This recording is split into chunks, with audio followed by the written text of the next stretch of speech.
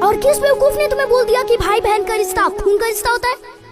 अपने ख्यालों की दुनिया से बाहर निकलो सर। यहाँ रिश्ता सिर्फ पैसे से निभाई जाती है, ना कि खून के रिश्ते से निभाई जाती है। आज जिस भाई बहन को देख के तुम्हें खून का रिश्ता याद आ रहा है ना, भगवान ना करे अगर बहन भिखारी हो तो भाई उसे देखना पसंद नहीं करता, और अगर बहन भिखारी हो तो बहन उसे देखना पसंद नहीं करती।